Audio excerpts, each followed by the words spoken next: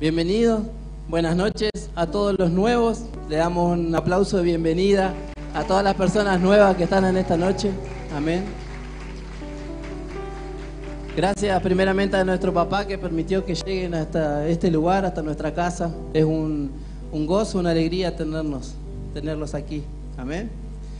Bueno, vamos a hablar un poquito de algunas diferencias, algo que Dios está marcando fuerte en mi vida para traer aquí, para hablar en esta noche. Voy a marcar primero una diferencia importante entre lo que es una instrucción y lo que es un acuerdo. ¿Cuántos saben la diferencia entre una instrucción y un acuerdo? Una instrucción nosotros la obedecemos, pero un acuerdo lo entendemos. Amén. Esa es la principal diferencia. No tenemos que entender una instrucción para obedecerla. O sea, la instrucción no fue diseñada para que la entendamos. Fue diseñada para que la obedezcamos. Cuando alguien nos da una instrucción tenemos que obedecerla. No importa si no la entendemos. Luego entenderemos el porqué. Amén. La Biblia está llena de instrucciones. Y si seguimos las instrucciones recibiremos nuestro milagro. Amén. ¿Cuántos están ahí? Vamos a ir a la palabra. Los que trajeron Biblia, Juan capítulo 6, versículo 1 en adelante. Vamos a compartir una palabra bastante conocida, una historia muy conocida, pero que tiene sus perlitas escondidas, como a mí me gusta, la revelación. Amén. Juan capítulo 6, versículo 1 en adelante. Dice así: Después Jesús cruzó al otro lado del mar de Galilea, conocido también como el mar de Tiberías. Versículo 2. Una gran multitud siempre lo seguía a todas partes, porque veían las señales milagrosas que hacía cuando sanaba a los enfermos. Acá se revela por qué tanta gente seguía a Jesús, por las señales milagrosas que él hacía con los enfermos. Amén. Versículo 3. Entonces Jesús subió a un monte y se sentó allí rodeado de sus discípulos. ¿Con quién se sentó Jesús? Con sus discípulos. Él no se sentó con los seguidores, se sentó con sus discípulos. ¿Qué nos está diciendo la palabra? Cuidado con quién te sientas. Amén. Como dicen, polos iguales se repelan y polos opuestos se atraen, ¿no? Pero acá en el reino de Dios sucede a veces lo contrario. Los desobedientes se juntan con los desobedientes y los obedientes con los obedientes. ¿Con quién se sentó Jesús entonces? Con sus discípulos. Bien. Les comparto esto. Un seguidor no recibe revelaciones como las recibe un discípulo. Un discípulo tiene cercanía al maestro, un seguidor no. Porque no tiene compromiso con su maestro. Amén. Y ese compromiso que tenés con tu maestro hace que ese líder te dé el acceso, que no se le da a un seguidor. Jesús tenía 12 discípulos y una multitud de seguidores. Pero él siempre primero sus discípulos y luego a la multitud. Amén. Escuche bien, hermanos. Un discípulo recibe mucho más que un seguidor, no solo porque su corazón está con el líder, sino porque su corazón es sensible a la corrección de ese líder. Repita: corrección. Un discípulo siempre está dispuesto a ser corregido, un seguidor no. ¿A dónde voy con esto? Lo que hace que tú te acerques a un maestro, a un líder, a un pastor, a un apóstol, o lo que te da acceso, muchas veces no lo decide el pastor o el líder, quien esté a cargo, sino lo decides tú mismo, según tu obediencia y tus ganas de dejarte ser corregido. ¿Cuántos me siguen hasta ahí? Amén. Muchas veces vos mismo decidís cuánto Dios te puede usar, según cuánto te dejes moldear, según cuánto te dejes corregir. Amén. Todo empieza en la corrección. De la forma en que cada uno recibe la corrección de su líder, define y decide si tienes la madurez para entrar en el reino de Dios. ¡Wow! ¿Es fuerte esto? ¿Cuántos me están siguiendo? Según cómo afrontes una corrección va a ser lo que Dios te puede llegar a usar. Amén. ¿Cuántos quieren ser personas que se dejan moldear, que se dejan corregir? Amén. Eso habla de una madurez para poder entrar en el reino. No hay impartición si no hay corrección. Escuche bien, hermano.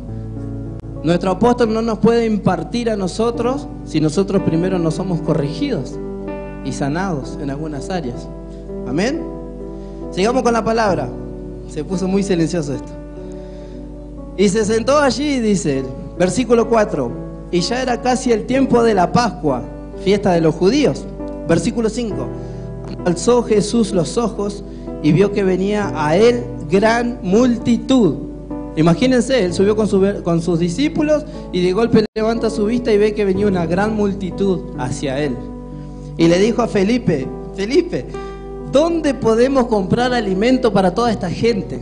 Imagínense, Jesús preguntándole a Felipe, ¿dónde podemos comprar alimento para toda esta gente? Versículo 6, ¿qué estaba haciendo Jesús? Lo estaba probando, dice la palabra. Porque Jesús obviamente ya sabía lo que iba a pasar y lo que él iba a hacer, pero lo estaba probando a Felipe. En el verso 2 dijimos que lo seguía una gran multitud, porque él sanaba a los enfermos. O sea, hoy en día hay muchos que lo siguen por sus milagros, que lo siguen por sus prodigios, pero cuando se encuentran en una situación difícil, donde hay que aplicar la fe, están como Felipe, dudando en ese momento, dudan del poder de Dios. Amén. Amén. Muchos están concentrados en la mano de Dios y no en el rostro de Dios. Y le voy a explicar la diferencia. La mano de Dios es lo que bendice, es lo que mueve. Son las cosas a tu favor que Dios mueve.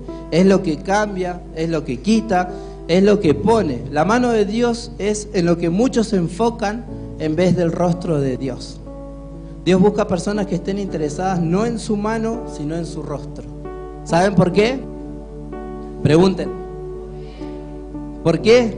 Porque el que busca su rostro se santifica. Diga santifica. Crece. Conoce a Dios. Habla como Él. Camina como Él. Entiende sus mandamientos. Entiende sus principios. Y por sobre todo, adivinen qué hay en el rostro. ¿Qué tenemos? Boca. O sea que, ¿qué quiere decir si buscamos el rostro de Dios? Tenemos la boca de Dios y la palabra, muy bien pastora, de Dios. ¿Qué más tenemos en el rostro? Oídos. O sea que, ¿qué podemos hacer? Escucharlo al Señor. ¿Qué más tenemos? Ojos. ¿Qué más podemos hacer? Verlo en lo espiritual. Amén. Entonces, ¿cuántos quieren buscar el rostro de Dios en vez de la mano de Dios? Amén. Amén. Por eso es tan importante que busquemos el rostro de Dios. El que tiene el rostro tiene los oídos y asimismo tiene todo lo que Dios le puede dar y hablar. ¿Qué pasa con los que solo buscan la mano de Dios y no el rostro de Dios? Es porque no quieren compromiso.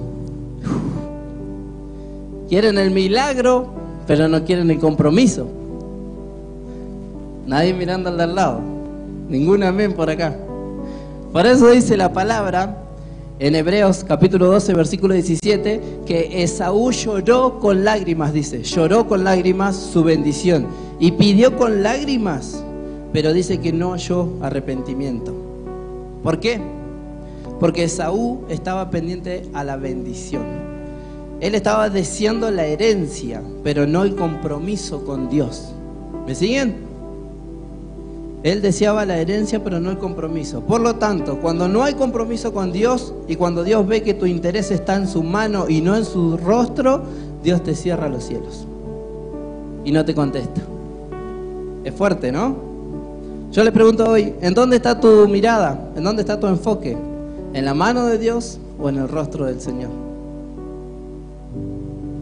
¿En qué te has enfocado todo este tiempo? ¿En la mano de Dios solamente o en su rostro?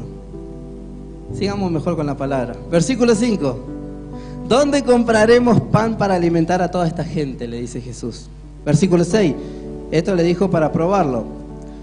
Diga conmigo, Dios me va a probar. Otra vez, Dios me va a probar. Porque Él sabía muy bien lo que iba a hacer, pero lo probó. Amén. Muchas veces Dios nos hace preguntas sabiendo lo que Él va a hacer y sabiendo lo que va a pasar. Escucha, hermano, el hacer preguntas revela corazones y también revela intenciones. Cuando uno le pregunta a alguien sobre algo, la actitud o la forma de contestarte te revela la intención que tiene esa persona, ¿o no? ¿O no es así? ¿Amén? El hacer preguntas revela los corazones y también las intenciones. Las preguntas son tan poderosas que Jesús respondía con otra pregunta. Cuando a Jesús le preguntaban, Él le respondía con otra pregunta. Fíjense lo importante. Jesús preguntaba cosas sabiendo las respuestas. Pero ¿cómo sabía lo que iba a pasar? ¿Y por qué lo estaba probando a Felipe? Hay una gran diferencia entre el diablo y Dios que debemos entender los cristianos. El diablo te va a tentar, pero Dios te va a probar. Se lo repito, el diablo te va a tentar, pero Dios te va a probar. Hay que saber la diferencia. ¿Cuántos me siguen?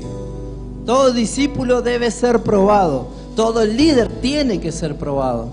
Todos los que estamos hoy acá arriba tuvimos que ser probados por nuestro apóstol, por Dios mismo, en un montón de situaciones.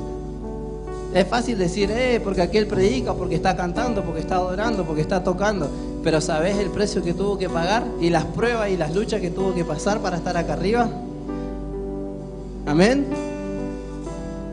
El diablo te va a tentar, pero Dios te va a probar.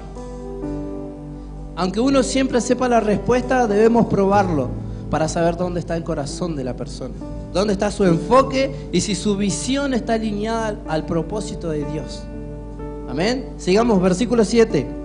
Felipe le respondió: aunque trabajáramos meses enteros, no tendríamos el dinero suficiente para alimentar a toda esta gente. Versículo 8. Entonces habló Andrés, el hermano de Simón Pedro, y le dijo, versículo 9: aquí hay un muchachito que tiene 5 panes de cebada y 2 pescados. Pero ¿de qué sirve todo esto para tanta multitud? Cristo preguntó y todos empezaron a opinar. Y Andrés iba bien hasta que cayó su fe. Y dijo, ¿de qué sirven 5 panes y 2 peces para tanta multitud? Cayó su fe. Y Cristo los estaba probando la fe que tenían ellos. Y su fe cayó. Quiero aclarar algo importante. Cristo comenzó su ministerio a los 30 años y levantó a sus discípulos a esa edad. Él preparó sus sucesores a una edad temprana. Por supuesto, Él sabía el tiempo que tenía, que el tiempo que tenía era corto en la tierra. Él lo sabía, pero nosotros no lo sabemos. O sea que acá nos marca la importancia de levantar siempre gente, levantar Eliseos lo más pronto posible, con sabiduría y alineados al propósito. Por eso es tan importante que nos mantengamos enfocados en el propósito y alineados, para que podamos ser levantados rápidamente, como lo hizo Jesús. Amén. ¿Saben ustedes la edad algo que me impactó que le compartí a los jóvenes el viernes en la reunión de jóvenes? La edad que tenían los discípulos, los 12 que levantó Jesús. ¿Saben la edad que tenían? 20, 25, 26, 27 años, 28, 30 años eran los que más grandes eran. ¿Qué eran? Jóvenes. Los 12 discípulos. Muchos creen que eran personas de 60, 70 años con mucha sabiduría y tan solo eran jóvenes. Jesús era un pastor de jóvenes. Fíjense, ¿por qué no usó a los sabios, a los viejos que tenía ahí con sabiduría, no? Él usó a los jóvenes. Amén. Porque Dios tiene un gran propósito en tu vida. Todo depende de la entrega y de la corrección que permitas que hagan en vos. Si te dejas moldear y te dejas corregir, el Señor te va a levantar, no importa la edad que tengas. ¿Cuántos me siguen? Amén. Ellos, dice la Escritura, que discutían hasta quién se sentaba al lado de Jesús. Tenían actitudes de chicos, de nenes, de niños. Discutían hasta, no, yo me siento al lado, no, yo me quiero sentar al lado, no, yo... Imagínense, eran chicos. Pero ¿qué hizo Jesús? Levantó hombres de propósito, hombres que no le temen a nada. Amén. ¿Cuántos hay acá que no le temen a nada? ¿Cuántos hay acá que quieren buscar el propósito de Dios? Que quieren que Dios los levante poderosamente. No importa la edad, no importa, Dios no hace acepción de personas. Solo importa la disposición de tu corazón. lo que tu corazón esté dispuesto a hacer y la actitud con la que tú te dejes moldear cada día. Amén. ¿Cuántos están tomando la palabra? Tenemos que ser hombres y mujeres de propósito. Amén. Que no le temen a nada. Entonces, versículo 10, Jesús dijo: díganle a todos que se recuesten. ¿Qué hay en este verso? ¿Qué es lo que hablábamos al comienzo? Una instrucción. ¿Qué hace Jesús? Le da una instrucción. Díganle a todos que se recuesten, en el verso 10. O sea, hay hambre. Jesús ve que hay hambre, una multitud, faltan milagros, faltan un montón de cosas. Pero ¿qué pidió Jesús? Que se recuesten. Dio una instrucción. ¿Por qué? Porque muchas veces estamos esperando ese milagro, estamos esperando que Dios nos responda, pero estamos mal posicionados. ¡Wow! ¡Qué poderoso!, ¿no? Jesús hizo esto porque no estaban en la posición correcta. ¿Cuántos van entendiendo? Seguramente usted está angustiado por una situación que está viviendo, seguramente está atravesando un problema, una crisis, la falta de un milagro, ya sea de trabajo, de sanidad, de lo que sea. Pero vengo a decirte en esta noche que tal vez no estás en la posición correcta. Has orado, has clamado, has buscado, pero no estás en la posición correcta. Y necesitas una instrucción de nuestro Señor para alinearte. ¿Cuántos me siguen? Dios tuvo que acomodar su posición, es decir, los tuvo que organizar. Dios tuvo que traer orden. ¿Y cómo trajo orden? Usando una instrucción. Dios siempre nos va a dar una instrucción cuando quiera traer orden a nuestras vidas. Amén. Cada vez que Dios nos da una instrucción en respuesta a nuestra petición, a lo que nosotros estamos pidiendo, es para posicionarnos. ¿En dónde? En la posición correcta que Él quiere ponernos, para que recibamos nuestro milagro o lo que sea que estemos pidiendo. Muchas veces Dios tiene que arreglar nuestro desorden. ¿Y cómo lo arregla? Dando una instrucción. ¿A dónde voy con esto? Cuando el desorden se va de nuestras vidas, ¿qué entra? El orden. Y es ahí donde Dios se mueve, en el orden. Dios no se puede mover en alguien que es desordenado. Dios primero te va a ordenar para poder entrar. Amén. Seguimos. Luego de la instrucción que hizo, dice la palabra: y mucha hierba había allí, y se recostaron como 5,000 hombres. Acá dice la palabra 5,000 hombres, pero yo busqué en las escrituras y dice que eran 5,000 varones y entre mujeres y niños eran otros 10,000. O sea que teníamos un total de 15,000 personas. Imagínense, Jesús y sus 12 discípulos enfrente de 15,000. Realmente era una multitud. Y decirles a todos que se recuesten y darles de comer a 15,000. ¿Se imaginan esa situación? Versículo 11. Luego Jesús tomó los panes y dio gracias. Luego los repartió entre los discípulos y los discípulos entre los que estaban recostados. Asimismo los peces, y todos comieron cuanto quisieron, dice la palabra. Dios tiene una bendición para ti, tan grande, hermano, tan grande y tan especial, que te va a dar todo lo que tú quieras, todo lo que tú le pidas, el Señor te lo puede dar. Amén, todo. Y yo lo declaro hoy, en el nombre de Jesús, que sea lo que sea, la bendición que tú estás esperando, el Señor lo puede dar, y mucho más, hasta que sobreabunde. ¿Cuántos lo toman? ¿Cuántos lo creen? En el nombre de Jesús lo declaramos. Amén, en el nombre de Jesús declaramos. Él tiene el control. A partir de hoy recibirás lo que tú quieras, todo lo que tú quieras, porque vas a empezar a ser una persona ordenada. Amén. Escuche bien, Dios te va a dar hasta lo que sobreabunde, dice la palabra. No es que te va a dar un poquito, te va a dar hasta que sobreabunde. Sigamos. Y luego les dijo Jesús: junten lo que sobró para que no se desperdicie nada. ¿Qué les dio en este verso 12? Otra instrucción. Nuevamente una instrucción: recoger lo que sobre. Dice la palabra que cuando Jesús ya sabía lo que tenía que hacer y le preguntó a Felipe, fue porque él hizo algo previo. ¿Saben qué hizo Jesús antes? Jesús oró, estuvo en intimidad con el Señor. Él estuvo en su presencia mucho antes para saber lo que iba a pasar. ¿Qué nos está diciendo, hermanos? Busquémoslo en la intimidad primero para saber lo que va a pasar más adelante. Oremos antes. Amén. Bien. En el versículo 11 dice que tomó esos panes, habiendo dado gracias, los repartió entre los discípulos y los discípulos entre la multitud. ¿Qué detalle hay acá? Jesús primero lo repartió a sus 12 discípulos y ellos lo repartieron en la multitud. Esa bendición, ese pan que era de bendición. No lo repartió Jesús a la multitud, primero a sus 12 discípulos. ¿A qué va con esto la palabra? Tened cuidado a quien le compartís tu bendición. Tened cuidado a quien le compartís tu bendición. No es lo mismo compartirle tu bendición a gente que te va a bendecir que a una multitud que no sabes si te van a bendecir. Wow. Es poderoso esto, pero hay que tomarlo. Primero siempre compártela con un discípulo, con alguien que sea de tu misma fe, que comparta tu misma fe, y luego con el resto. Cristo hacía oraciones largas en privado, con sus discípulos o solo, hacía oraciones largas, para después hacer oraciones cortas en público. ¿Me siguen? Es por eso que en el verso 11 solamente dio gracias. Jesús levantó eso y no se puso a orar una hora ni nada. Simplemente dijo, Señor, gracias, y se multiplicó.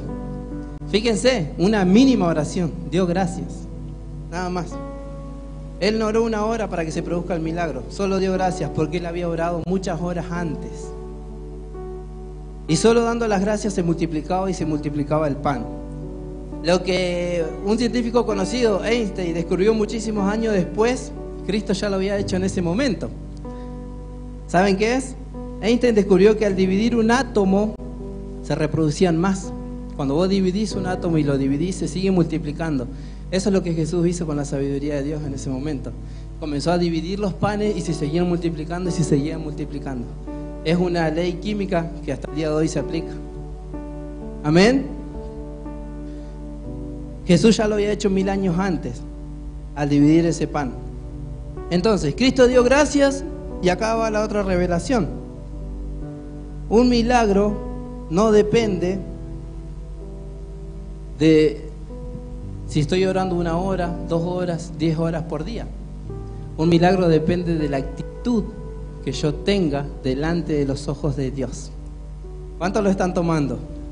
Puede ser que esté orando horas y horas, días y días y no pasa nada y no pasa nada. Y tengo que analizar qué está pasando. ¿Por qué Dios no me responde? Yo te pregunto, ¿sos una persona agradecida?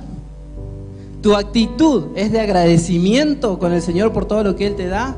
¿O solo vivís de quejas, de quejas, de quejas de lo que te pasa? Fíjense la diferencia entre tener una actitud de gratitud, una actitud de dar gracias al Señor, a una actitud de queja. Eso es lo que te puede responder con cielos abiertos o cerrarte los cielos y seguir sin tener respuesta. Amén. ¿Le has dado gracias a Dios por las bendiciones que Él te da cada día? Amén, así me gusta. Para recibir de Dios tenemos que primero ser agradecidos con Él y demostrar un espíritu de gratitud.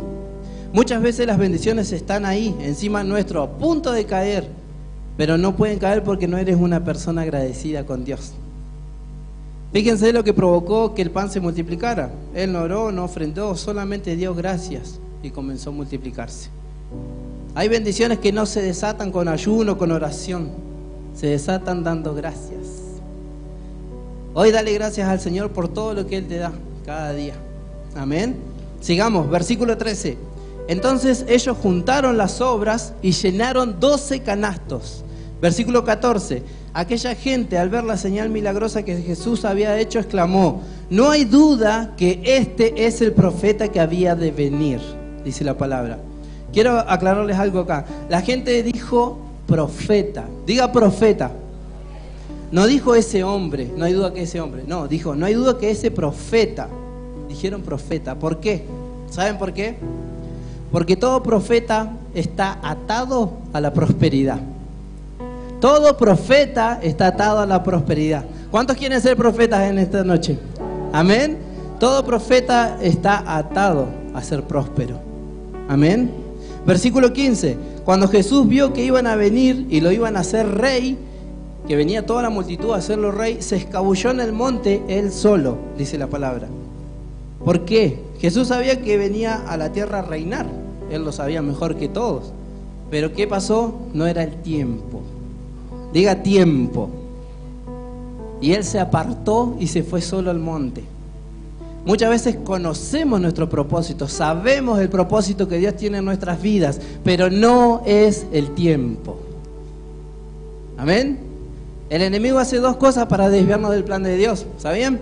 O te frena y te enfría, o te acelera para que te adelantes a los hechos y caigas en lo que llamamos aborto espiritual. Que aborto es una palabra porque te aceleró y perdiste la bendición.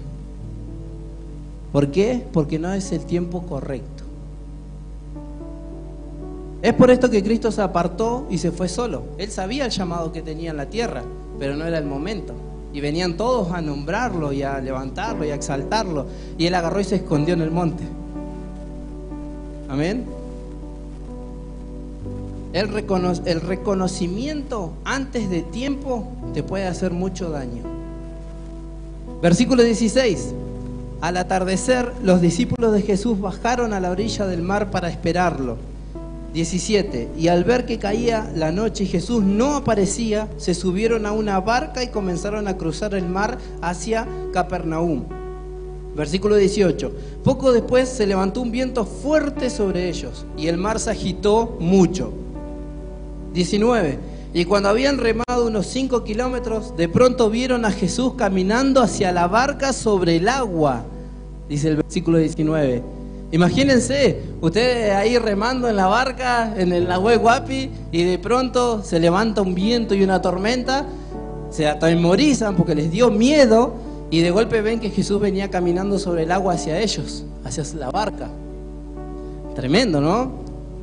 Bien, en el versículo 18 dice, se levantó un gran viento.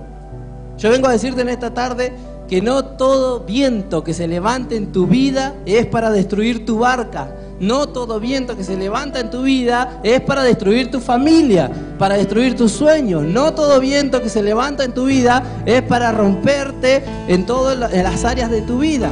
¿Lo están tomando? No todo viento es malo. No todo viento que sopla viene a destruirte. Vamos a ver qué tipo de viento estaba soplando en este lugar. En el verso 18 dice que se levantó un gran viento, pero a la vez Jesús venía hacia ellos. Imagínense ese lugar, ustedes en la barca, se levanta un gran viento y Jesús viene caminando sobre el agua hacia ustedes. Hoy quiero decirte que hay dos tipos de vientos. ¿Quieren saber cuáles son? ¿Sigo con la revelación o no? ¿Quieren saber cuáles son los tipos de vientos? Bien, el primero es el viento de la prueba. Hay un viento que te va a venir a probar. El otro viento es el viento de la aceleración. Diga conmigo, aceleración. ¿Cuántos están entendiendo la palabra?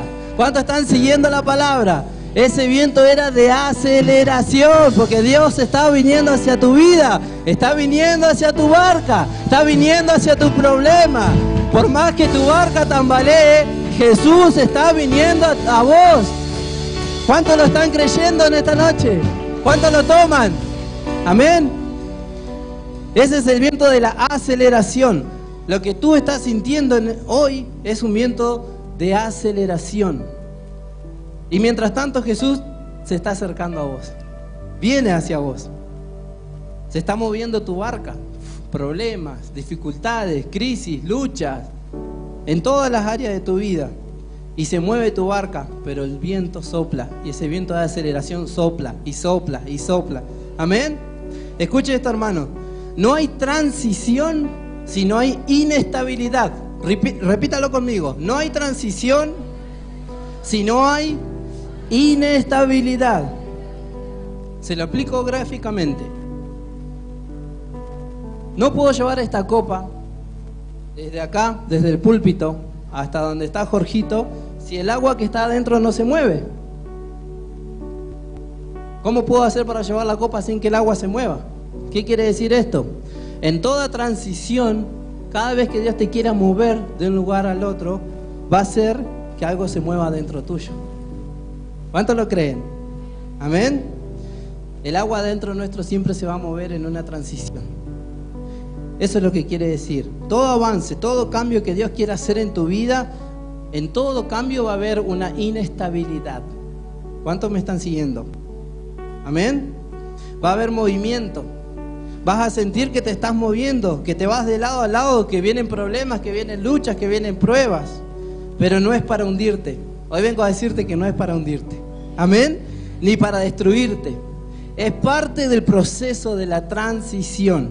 Porque ninguna transición viene si no hay inestabilidad. Yo no puedo mover el agua de un lado al otro si no hay inestabilidad.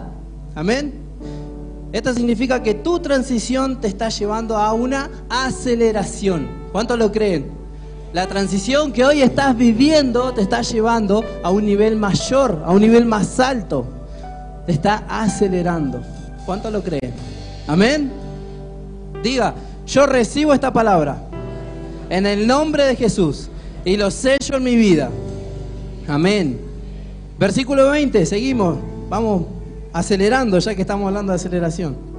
Pero él exclamó, no tengan miedo. Imagínense, volvemos a la barca, estamos pum, pum, pum en el agua, el viento, la tormenta, en nuestra barca para acá, para allá, el viento que sopla, que parece que nos vamos a hundir. Lo trasladamos hoy, crisis, problema, no me llego con el sueldo, se me enfermó mi hijo, esto, lo otro, un montón de problemas, mi barca se mueve, pero Jesús viene hacia mí. Amén. ¿Cuántos lo están tomando en esta noche? Amén. Vamos, hermano, agárrese de la palabra del Señor, comienza a creer la palabra del Señor, tome la palabra que el Señor está entregando en esta noche. No importa la dificultad, no importa que tu barco se mueva, no importa que la crisis te esté moviendo, que los vientos soplen, que se larga a nevar y no tengas auto y que tengas que ir caminando en la nieve, no importa. Jesús está viniendo hacia vos. Jesús está viniendo hacia vos. ¿Cuántos lo toman? Amén. Versículo 20. Pero él exclamó, no tengan miedo, yo estoy aquí. Le dijo Jesús, no tengan miedo, yo estoy aquí. Amén. Entonces, ¿qué hicieron? Los discípulos con gusto lo recibieron en la barca, dice la palabra. Con gusto celebraron y lo recibieron en la barca. ¿Cómo lo recibieron? Lo recibieron con quejas, enojados. ¿Por qué te fuiste? ¿Nos abandonaste? ¿Nos dejaste solos? No, lo recibieron con gusto. ¿Me siguen? ¿Cómo tú tratas a un hombre de Dios? Dios te tratará a ti. Y a su nombre. Tu reacción hacia el hombre de Dios decide la reacción de Dios hacia ti. Y a su nombre. ¿Cuántos lo creen? Depende de cómo tú trates a un hijo de Dios, Dios te va a tratar a ti. Es fuerte, ¿no? Versículo 21, sigamos mejor. Lo recibieron con alegría y dice la palabra, y enseguida llegaron a su destino. Repita, enseguida, inmediatamente. Dice la palabra que enseguida llegaron a su destino. Esto es tremendo, hermanos. Es una revelación. ¿Quieren la revelación de esto? ¿Cuántos la quieren? ¿Cuántos quieren la revelación de este versículo? Amén. Versículo 21. Lo recibieron con alegría y enseguida llegaron a su destino.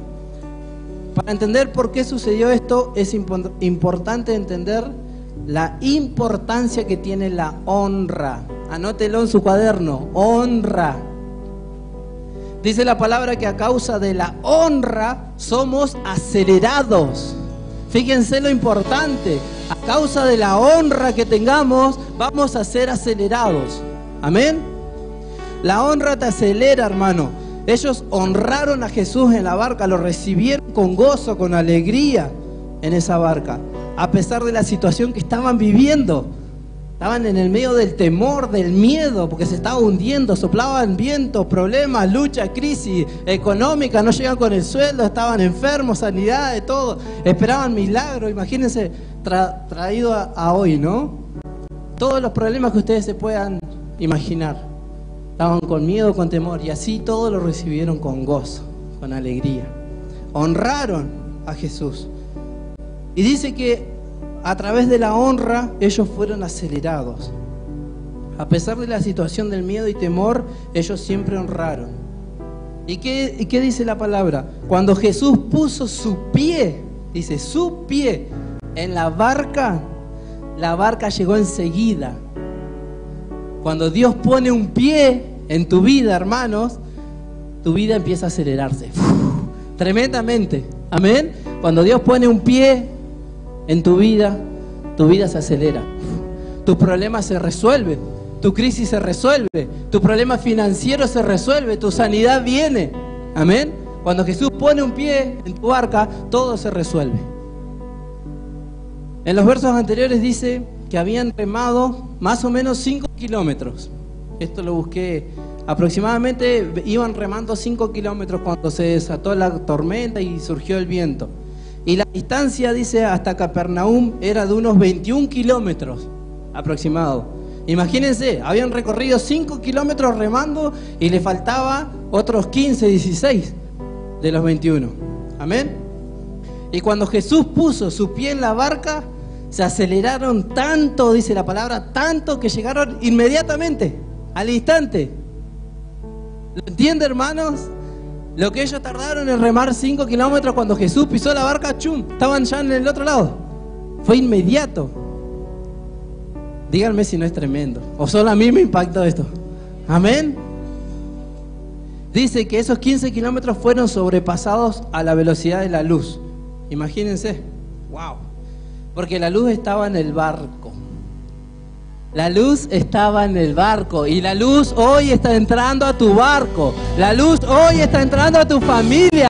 Amén. La luz está entrando a tu familia, a tu barco, a tu vida, a tus hijos, a tu descendencia. Amén. Y a su nombre. Amén. La velocidad de la luz, imagínense, hermanos, era el mismo Señor.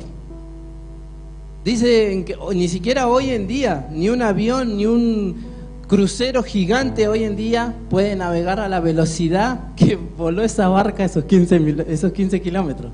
Ni siquiera hoy en día, 2018, no hay un avión, no hay un barco, no hay un crucero que pueda volar o moverse a la velocidad que se movió esa barca cuando Jesús puso sus pies. ¿Me siguen? Anoten esto. Hay cosas que vas a recibir no solamente ayunando, no solamente orando y no solamente dando gracias, sino honrando. Anótenlo, honrando. Amén. Hay destinos que se ven lejos. Tal vez hoy tenés el objetivo de tu casa, de tu auto, de tu trabajo y lo ves lejos. Hay destinos que estás viendo lejos. Pero si tú honras la unción que carga un hijo de Dios, serás acelerado, inmediatamente llegarás ahí. Inmediatamente tendrás tu casa, tu auto, tu mejor trabajo, tu sanidad, cual sea el problema que tengas. Si tú honras, inmediatamente Jesús te va a llevar a ese lugar. Amén. Diga conmigo, la honra me acelera. La unción que yo respeto me acelera. Wow, amén. Voy terminando con esto. Cuando ellos tuvieron miedo en la barca, entraron en la fe del enemigo. Ustedes me dirán, ¿de qué fe estás hablando del enemigo? ¿Saben cuál es la fe del enemigo? ¿El lenguaje de Dios cuál es? La fe. Pero la fe que usa el enemigo es el temor y el miedo. Por eso dice que entraron en la fe del enemigo, porque entraron en temor y en miedo. La fe de Satanás es miedo, pero el lenguaje de Dios es fe. El lenguaje del enemigo es miedo, temor. Por lo tanto, miedo y fe son iguales. Miedo, fe están a la misma altura. Amén. Lo que pasa es que uno opera en negativo y el otro opera en positivo. Amén. ¿Cuántos están entendiendo? La fe espera, el miedo espera. La fe espera, el miedo espera. ¿De qué depende todo? De nuestra actitud. De la actitud que nosotros tengamos. Amén. Vamos a este último versículo. Marcos, capítulo 4, versículo 38, 39 y 40 dice: Jesús, mientras tanto, estaba en la popa y recostado sobre una almohada. Y los discípulos lo despertaron. Maestro, gritaron, ¿no te importa que nos estemos ahogando? Él se levantó, reprendió el viento y le ordenó al mar y a la tormenta que callen y enmudezcan. ¿Qué pasó en esa historia? Los discípulos tuvieron miedo. porque se movía su barca, una situación similar, se movía su barca, la tormenta lo azotaba y se llenaba de agua por esa tormenta. Y ellos tuvieron miedo. La fe de ellos se desapareció. Y hermano, cuando tu fe cae, entras en temor. Y cuando entras en temor, entonces estás fluyendo en el terreno del enemigo. ¿Cuántos me están siguiendo? Cuando entramos en temor y dudamos de nuestra fe, fluimos en el terreno del enemigo. Y entonces estamos esperando no algo bueno, sino lo peor. Entonces se despierta Cristo y les dice, les enseña: no operen en la fe del enemigo, operen en mi fe, dice el Señor, operen en mi fe. ¿Cuántos están tomando esta palabra? Amén. Cuando hablamos en fe, toda tormenta se detiene, todo problema se soluciona. Pero cuando operamos en la fe de nuestro Señor, no en la fe del temor y del miedo. Amén. Cierra sus ojos, hermano, vamos a orar. Señor, gracias te damos por este día, papá. Gracias por esta hermosa palabra, Señor. Gracias por estas revelaciones que tú has traído, Señor, a nuestros corazones, a nuestro espíritu, Señor. Gracias, papá, por fluir, Espíritu Santo, en cada uno. Señor, declaro que en esta noche nadie se irá como vino, Señor. Declaro que cada corazón se irá transformado, Señor, en esta noche, papá. Declaro que todos saldrán, Señor, con esa fe poderosa, creyendo, Señor, que tú tienes el control, papá, de cada una de sus barcas, Señor. Declaro que tú tomas el control de cada uno de estas barcas, de estos problemas, de estas dificultades, Señor. Y en el nombre de Jesús, Señor, bendigo cada hermano que vino en esta noche. Bendigo su casa, su familia, sus hogares, Señor. Bendigo, Señor, sus generaciones, papá. En el nombre de Jesús, Señor, te brindamos este fuerte aplauso para ti, mi Dios. En el nombre de Jesús. Amén. Gracias.